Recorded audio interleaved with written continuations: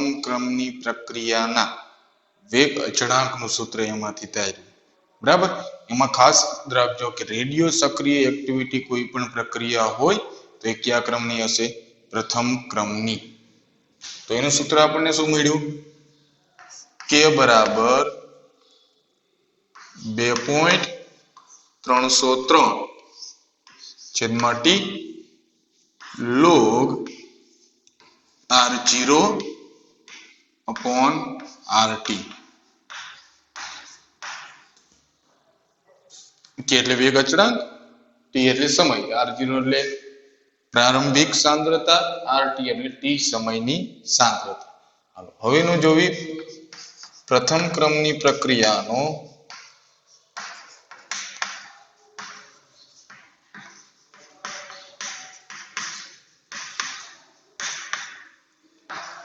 અર્ધ આયુષ્ય સમય।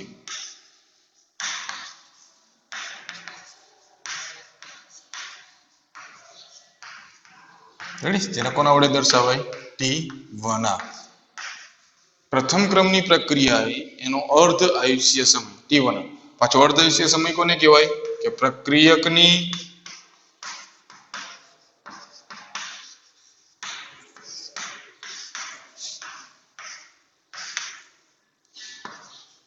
પ્રારંભિક સાંદ્રતાથી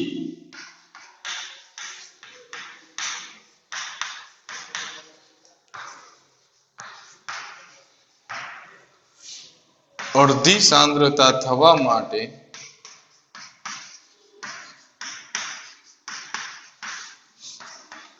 લાગતો સમય।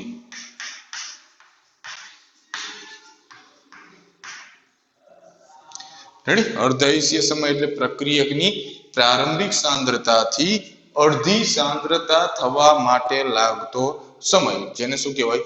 અર્ધ આયુષ્ય સમય t1 આપણને। હવે આ t સમયની જે સાંદ્રતા છે એ પ્રારંભિક સાંદ્રતાથી કેટલી થવા માટે? અડધી થવા માટે। તો rt બરાબર શું લખાય? પ્રારંભિક સાંદ્રતાની અડધી સાંદ્રતા બરાબર, અથવા r0 ના છેદમાં 2। t ની જગ્યાએ શું લખાય? t1 t ની જગ્યાએ t1 કારણ rt આપણે જે એ કઈ લીધી? rt જે કિંમત લીધી એ મૂળ સાંદ્રતાથી અડધી થવા માટે, તો એ સમયને શું કહેવાય? અર્ધ આયુષ્ય સમય। સમયને શું કહેશું આપણે? અર્ધ આયુષ્ય સમય। બે કિંમત એમાં મૂકશો તો k બરાબર 2.303 તેની જગ્યાએ t1 log r0 છેદમાં રેડી log r0 છેદમાં rt है એની જગ્યાએ r0/2 છેદનો છેદ અંશમાં r0 કેન્સલ, તો k બરાબર અર્ધ આયુષ્ય સમય કરતા બનાવી નાખો હાલો। તો t1 બરાબર 2.303 છેદમાં k log 2। તો આને જો બે રીતે લખી શકાય એમાંથી log 2 એ log ગુણ્યા 2.303 કરો તો t1 બરાબર શું લખાય? log n2 upon k।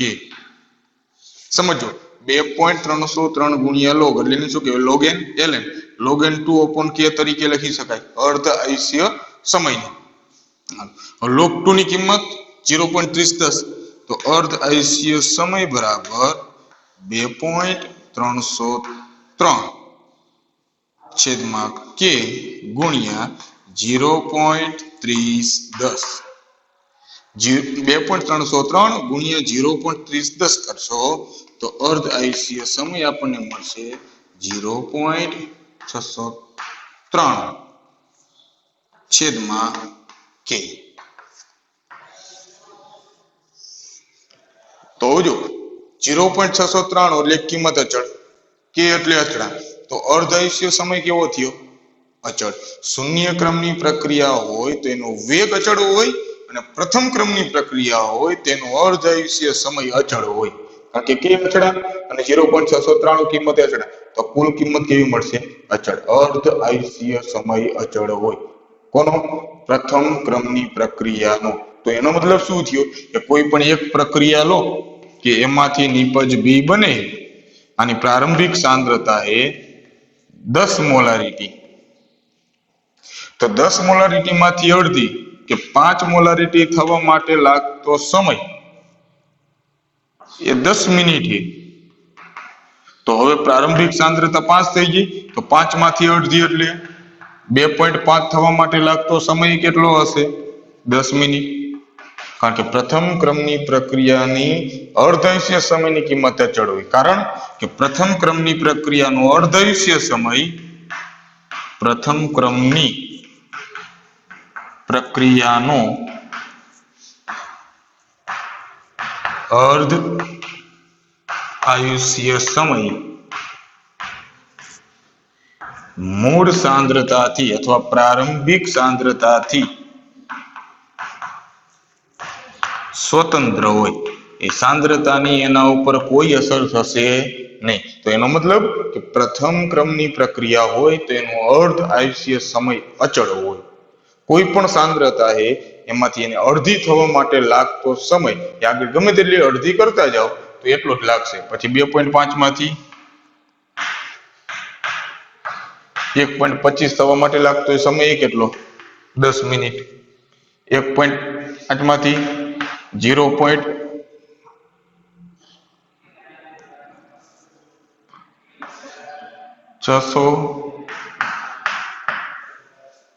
બરાબર. તો આ કેટલો? ખબર પડી? એટલે કોઈ પણ અડધી સાંદ્રતા થવા માટે લાગતો સમય એ અચળ હોય. પ્રથમ ક્રમની પ્રક્રિયાનો અર્ધ આયુષ્ય સમય અચળ હોય.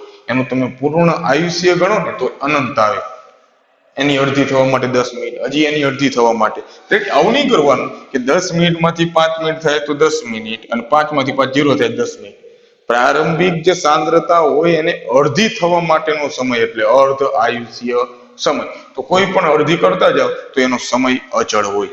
તો શૂન્ય ક્રમની પ્રક્રિયા હોય તો એનો વેગ અચળ હોય, અને પ્રથમ ક્રમની પ્રક્રિયા હોય તો એની પ્રથમ ક્રમની પ્રક્રિયા માટે એનો અર્ધ આયુષ્ય સમય અચળ હોય. કોઈ પણ ક્રમની પ્રક્રિયા હોય, સમજો કોઈ n ક્રમની પ્રક્રિયા માટે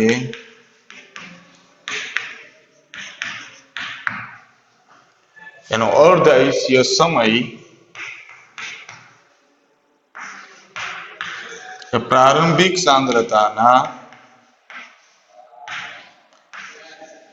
n-1 ઘાતના વ્યસ્ત પ્રમાણમાં હોય. અર્ધ આયુષ્ય સમય એની પ્રારંભિક સાંદ્રતાના n-1 ઘાતના એ પ્રમાણમાં હશે. હવે કોઈ પણ ક્રમની પ્રક્રિયા લઈ લો. દાખલા તરીકે લો શૂન્ય ક્રમની પ્રક્રિયા. શૂન્ય ક્રમ તો અહીંયા 0 મૂકવાના. 0 - 1 એટલે -1 એટલે પ્લસ. તો એનો અર્ધ આયુષ્ય સમય મૂળ સાંદ્રતાના સમપ્રમાણમાં થાય ને. પ્રથમ ક્રમની પ્રક્રિયા લો તો અહીંયા 1 - 1 એટલે 0. R0 ની 0 ઘાત એટલે કિંમત થઈ ગઈ 1. તો એનો અર્ધ આયુષ્ય સમય મૂળ પ્રારંભિક સાંદ્રતાથી સ્વતંત્ર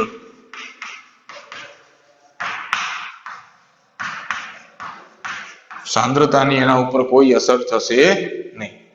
દ્વિતીય ક્રમની પ્રક્રિયા હોય તો અહીંયા 2 - 1 એટલે 1. તો એનો અર્ધ આયુષ્ય સમય પ્રક્રિયકની પ્રારંભિક સાંદ્રતાના વ્યસ્ત પ્રમાણમાં હોય. રેડી? શૂન્ય ક્રમ તો પ્રારંભિક સાંદ્રતાના સમપ્રમાણ. પ્રથમ ક્રમ તો મૂળ સાંદ્રતાથી પ્રારંભિક સાંદ્રતાથી સ્વતંત્ર. દ્વિતીય ક્રમ તો પ્રારંભિક સાંદ્રતાના વ્યસ્ત પ્રમાણમાં હોય.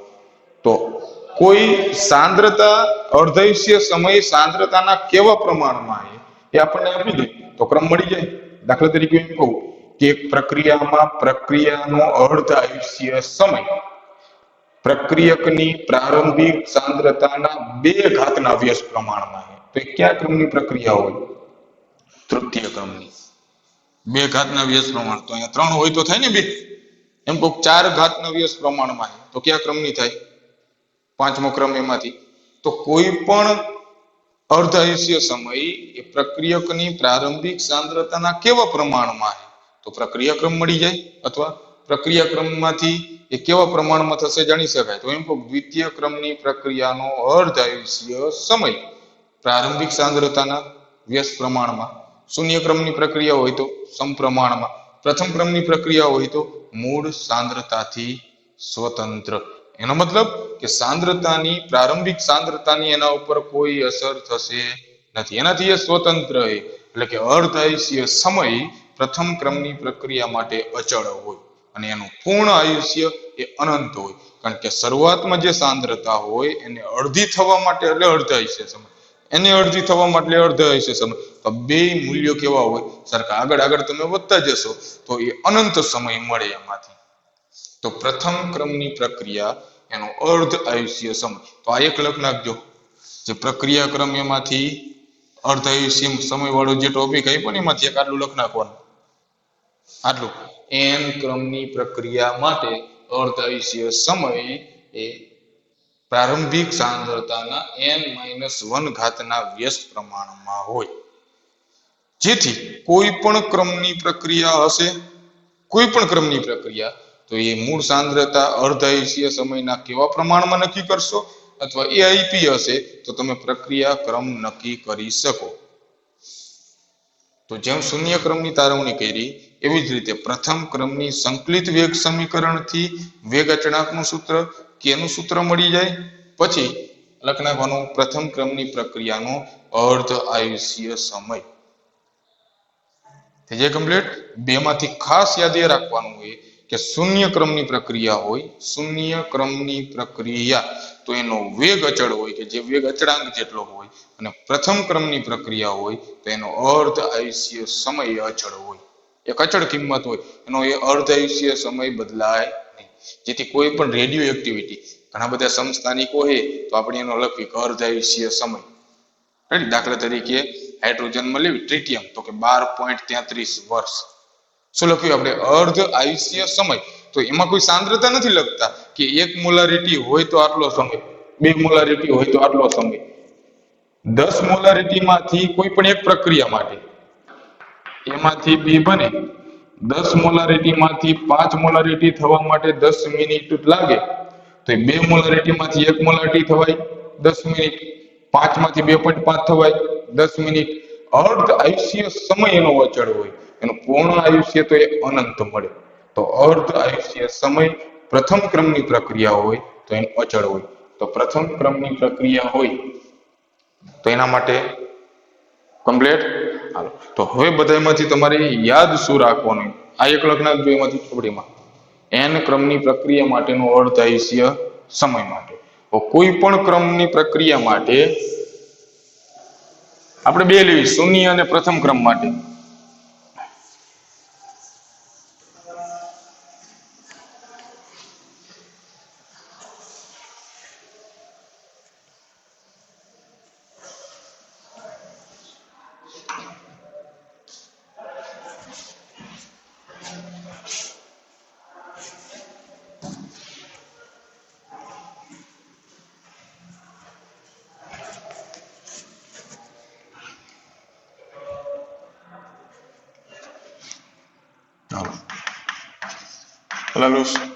શૂન્ય ક્રમની પ્રક્રિયા, બરાબર.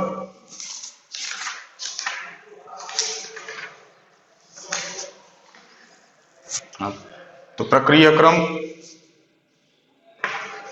શૂન્ય ક્રમની પ્રક્રિયા હોય તો પ્રક્રિયા ક્રમ શૂન્ય. સામાન્ય પ્રક્રિયા તો આપણે એ જ લેવી, 1 મોલ પ્રક્રિયકાર, એમાંથી બને 1 મોલ નિપજ પી. હવે અહીંયા પેલા સૌપ્રથમ આ લે,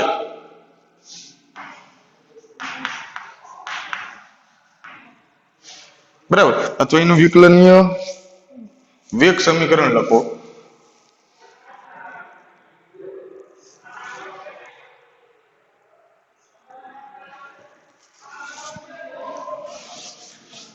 વેગ નિયમ, તો વેગ નિયમ શું થાય,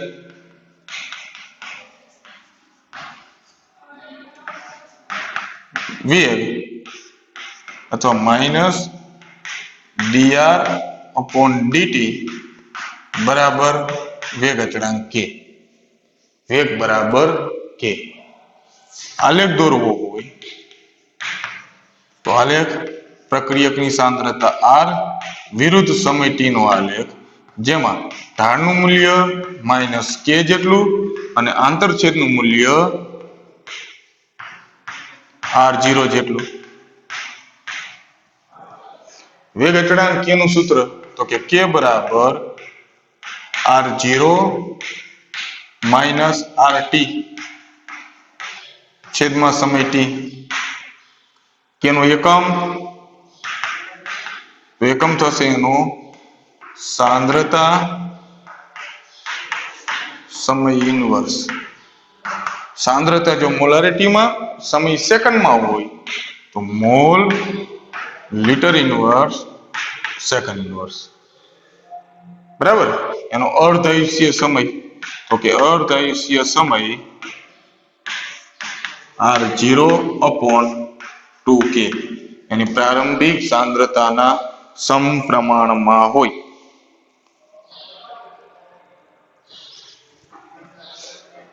કમ્પ્લીટ.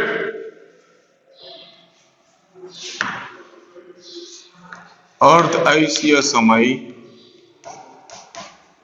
n ક્રમની પ્રક્રિયા માટે તો કે અર્ધ આયુષ્ય સમય 1 પ્રારંભિક સાંદ્રતા એની n-1 ઘાત અને વેગ અચળાંક k નો એકમ n ક્રમની પ્રક્રિયા માટે સાંદ્રતાની 1 - n ઘાત સમય ઇનવર્સ શૂન્ય ક્રમ માટે.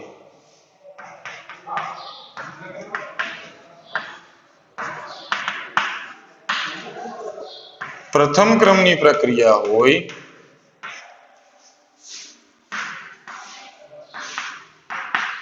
તો પ્રક્રિયા ક્રમ થશે એનો 1. વેગ અભિવ્યક્તિ અથવા વેગ નિયમ તો થશે વેગ -dr/dt. રેડી. વેગ બરાબર k પ્રક્રિયક r ની સાંદ્રતાની 1 ઘાત. આલેખમાં 2 એક log n r વિરુદ્ધ સમય t તો ઢાળનું મૂલ્ય -k.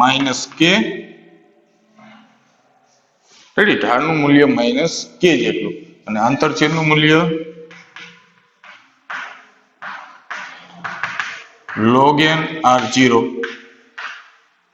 અથવા log r વિરુદ્ધ સમય t નો આલેખ તો ઢાળ બરાબર -k/2.303 આંતરછેદ log r0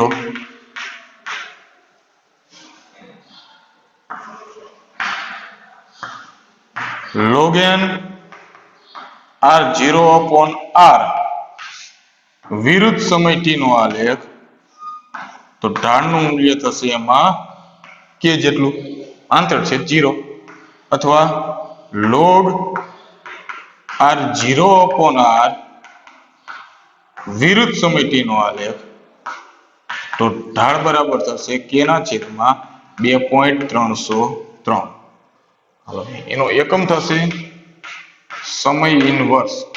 જો સેકન્ડમાં હોય તો સેકન્ડ ઇનવર્સ અને એનો અર્ધ આયુષ્ય સમય બરાબર 0.693/k.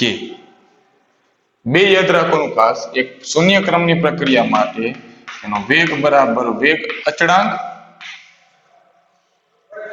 અને પ્રથમ ક્રમની પ્રક્રિયા હોય તો એનો અર્ધ આયુષ્ય સમય અચળ હોય. રેડી. શૂન્ય ક્રમ માટેનું વેગ અચળ હોય અને પ્રથમ ક્રમની પ્રક્રિયા માટે એનો અર્ધ આયુષ્ય સમય અચળ થશે. કમ્પ્લીટ. તો શૂન્ય ક્રમ અને પ્રથમ ક્રમની પ્રક્રિયા માટે આટલી વસ્તુ આપણે આગળ જોઈ. શૂન્ય ક્રમ, એના વેગ નિયમ શું થશે, આલેખ, વેગ અચળાંકનું સૂત્ર, અર્ધ આયુષ્ય સમયનું સૂત્ર. એનો એકમ પ્રથમ ક્રમની પ્રક્રિયા, એનો વેગ નિયમ, આલેખ, એનો એકમ, અર્ધ આયુષ્ય સમયનું સૂત્ર. એમાંથી બે n ક્રમની પ્રક્રિયા માટે વેગ અચળાંક, એમાં યાદ રાખજો 1 - n, અને n ક્રમની પ્રક્રિયા માટે અર્ધ આયુષ્ય સમય, તો એ r0 ઉપર આવશે n - 1. યાદ રહી ગયું એટલું? તો આટલી વસ્તુ તમારે કમ્પ્લીટ એમાંથી કરી નાખો. અમુક MCQ વાળા જે પ્રશ્નો હોય આપણે પ્રશ્નો એમાંથી જોઈ. પ્રથમ ક્રમમાં પેલા લોગ થોડી તાજો કરવો પડશે, કારણ કે પ્રથમ ક્રમની જે પ્રક્રિયા છે એનું સૂત્ર રહી ગયું ને, k બરાબર 2.303/t log r0/rt. તમે જરૂર કોની પડશે? લોગની. લોગ કઈ રીતે ગણવા તો ફરીથી થોડું તાજું કરી નાખશો એમાંથી, પણ એ પેલા લોગ સિવાયના જે પ્રશ્નો હોય એના પેલી આપણે ગણતરી કરી નાખી એમાંથી. બરાબર? તો એક પ્રશ્ન આટલું થઈ ગયું એમાંથી કમ્પ્લીટ. 2 સેકન્ડ જોઈ લો.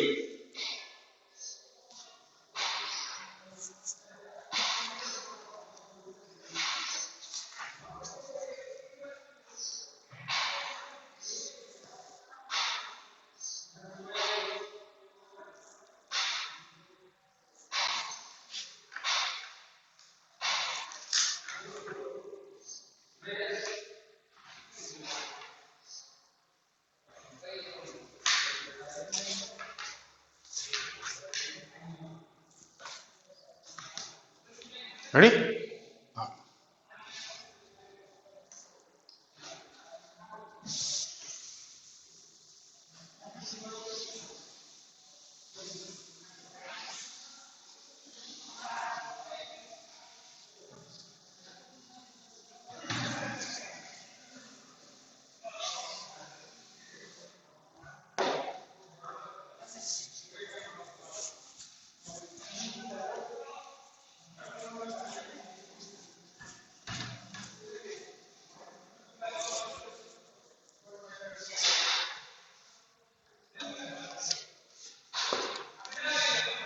લખાણ સંબંધિત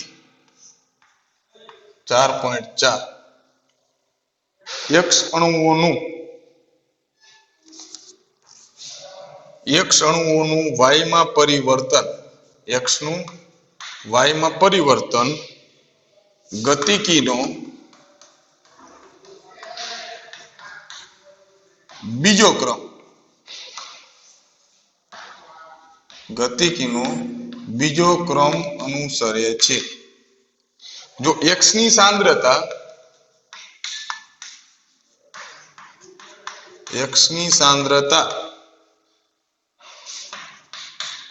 3 ગણી વધારવામાં આવે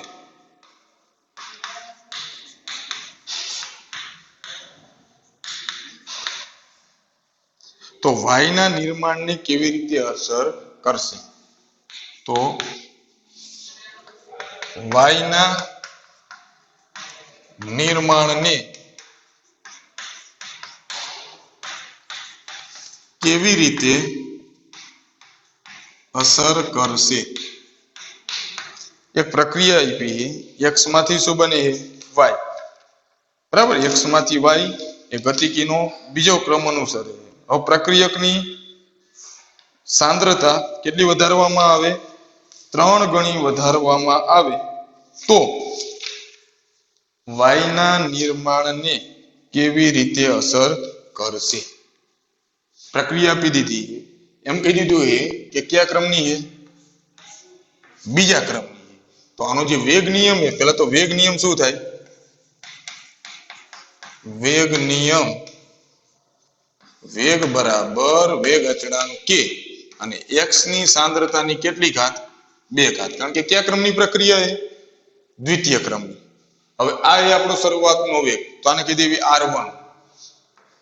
r1 બરાબર k, x ની સાંદ્રતાની 2 ઘાત. હવે શું કીધું? x ની સાંદ્રતા 3 ગણી વધારવામાં આવે તો આગળ મળતો વેગ તો x ની સાંદ્રતા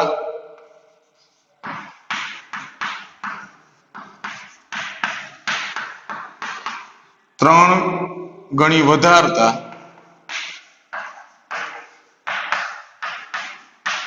જે વેગ है તો એને કહેશું વેગ r2 તો વેગ r2 બરાબર વેગ અચળાંક k x ની સાંદ્રતા કેટલી વધારવાની 3 ગણી તો ગુણ્યા 3 તો 3x એનો વર્ગ હાલો તો વેગ r2 બરાબર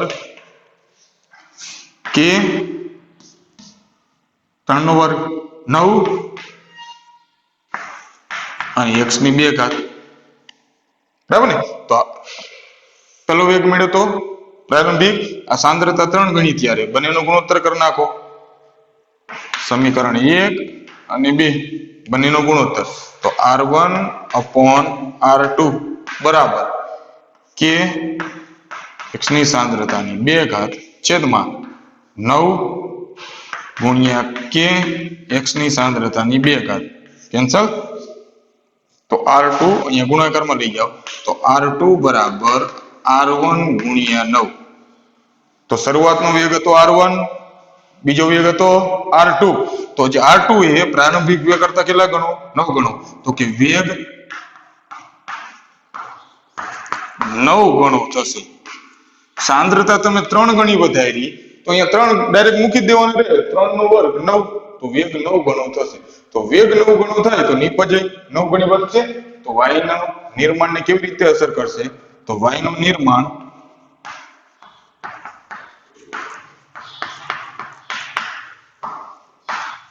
9 ગણું વધશે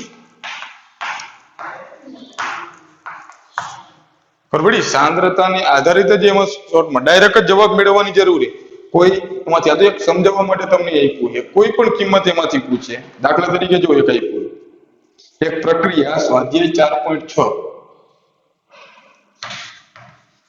સ્વાધ્યાય 4.6 એક પ્રક્રિયા પ્રક્રિયકના સંદર્ભમાં દ્વિતીય ક્રમની છે પ્રક્રિયકના સંદર્ભમાં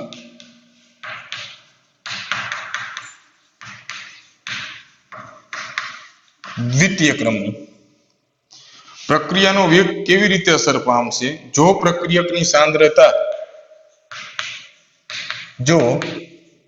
પ્રક્રિયકની સાંદ્રતા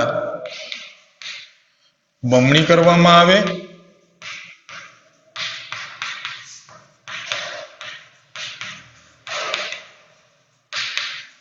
અને બીજું જો અડધી કરવામાં આવે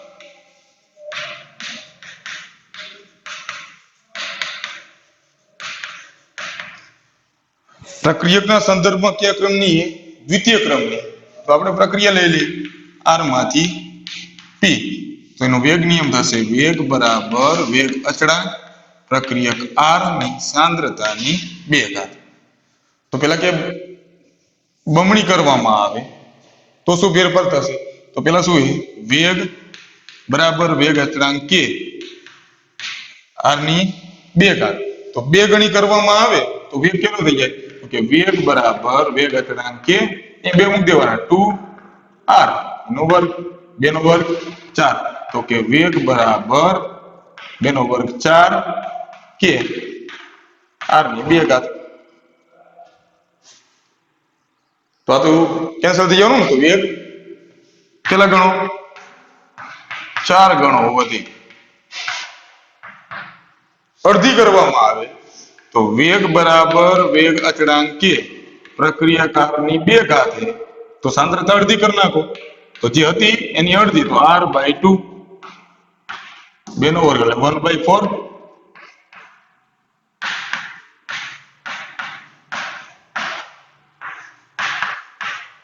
તો વેગ 4 ગણો ઘટશે સાંદ્રતા અડધી કરો તો વેગ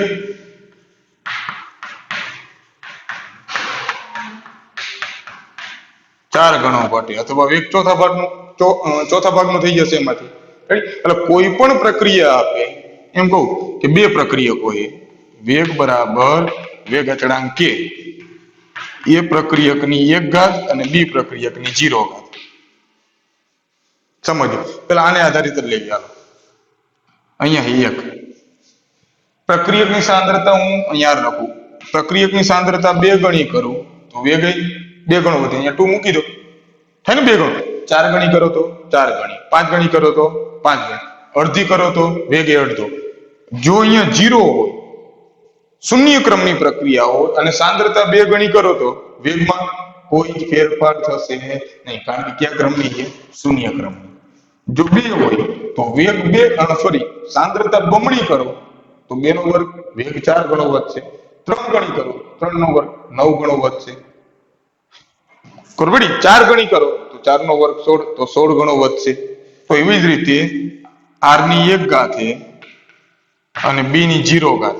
એમ કે r ની સાંદ્રતા બમણી અને b ની સાંદ્રતા બમણી કરવામાં આવે તો વેગ કેટલા ગણો વધે? તો આમાં કોઈ ફેરફાર નહીં થાય. તો આની બમણી કરો તો કેટલા ગણો વધે? 4 ગણો વેગ વધે. એટલે કોઈ પણ માટે તો એવું એક ઉદાહરણ જોઈ લો. આગળ સ્વાધ્યાય 4.9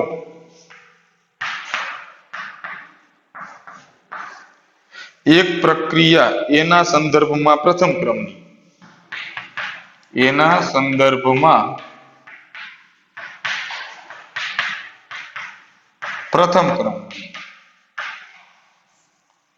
અને બીના સંદર્ભમાં દ્વિતીય ક્રમની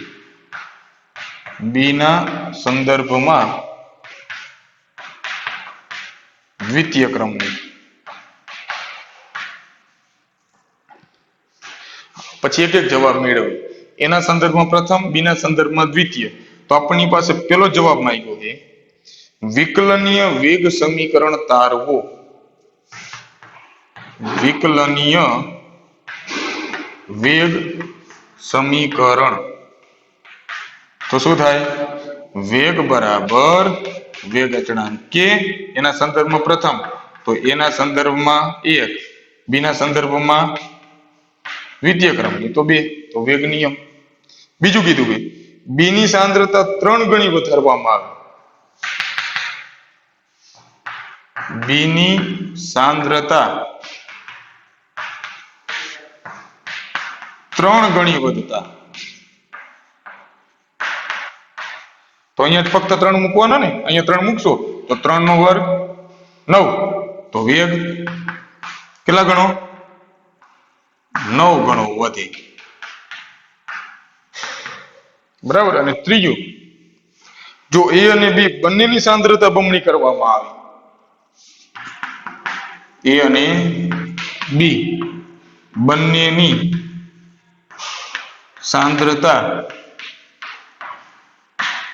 બમણી કરવામાં આવે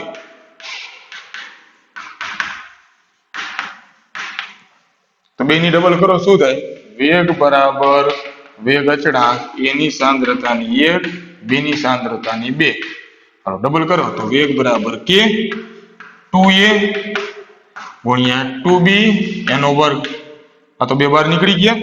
હાલો તો કે 2a 2 નો વર્ગ 4, અહીંયા 2 બાર કાઢી નાખવી, 2 ગુણ્યા 2 નો વર્ગ 4, કે એની 1 ઘાત b ની 2 ઘાત. તો આ તો કે આવરું સરખું થઈ ગયું ને, તો કેટલું થયું? 4 ગુણ્યા 2 8. તો વેગ 8 ગણો વધે. કેમ કે એક પ્રક્રિયકની સાંદ્રતા પ્રક્રિયકની સાંદ્રતામાં કેટલો વધારો કરવામાં આવે? દ્વિતીય ક્રમની પ્રક્રિયા હોય 2 ગણો કરો તો 4 ગણો વેગ વધશે. ખબર પડી? જો ક્રમ માટે એમાંથી આપ્યું હોય કે કેટલા ગણો વેગમાં વધારો થાય, તો આપણે અહીંયા આપ્યું હોય કે ક્રમ આપી દીધો છે, સાંદ્રતા કેટલા ગણી કરવામાં આવે તો વેગ કેટલા ગણો વધે, તો એમાંથી મળી જશે. હું એમ કહું કે એક પ્રક્રિયક છે જેની સાંદ્રતા બમણી કરું, વેગ 4 ગણો વધે, તો કયા ક્રમની પ્રક્રિયા હોય? દ્વિતીય ક્રમની. એક સાંદ્રતા હું 3 ગણી કરું તો વેગ 3 ગણો વધે, તો કયા ક્રમની હોય? પ્રથમ ક્રમની. સાંદ્રતા 2 ગણી કરું, વેગમાં કોઈ ફેરફાર નથી થતો, વેગ અચળ રહે, તો કયા ક્રમની હોય? શૂન્ય ક્રમની. તો વેગ પર સાંદ્રતાની અસર માટેનો એ ટોપિક. આગળ લોગ અને એન્ટીલોગ વિશે તાજા કરશું અને પ્રથમ ક્રમની પ્રક્રિયાને આધારિત થોડા દાખલા ગણશું. પ્રથમ ક્રમ કમ્પ્લીટ કરી નાખવાનો અને MCQ વાળા પ્રશ્નો. બરાબર.